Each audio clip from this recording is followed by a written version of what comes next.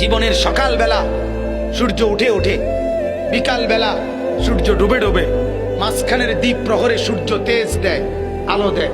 ঠিক জিন্দিগির প্রথম বেলা মায়ের পেট থেকে বের হওয়ার পর দুর্বল, এ সময় তো মাত্র সবল হইতে হইতে সবল হয়, আবার কিছুদিনের মধ্যেই আবার সবল, দুর্বল হইয়া বৃদ্ধ হইয়া যায়।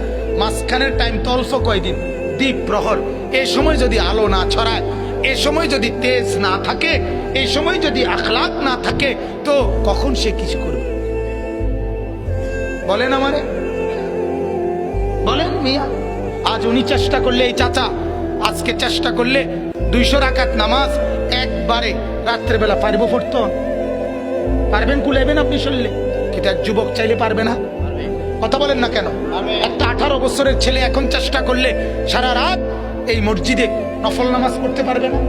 আল্লাহ তাকে এই শক্তি দিছে, সে এই সব অফুরন্ত শক্তি নষ্ট করে দিয়েছে শুধু এই ছবি দেখা, উলঙ্গ, বেহায়া।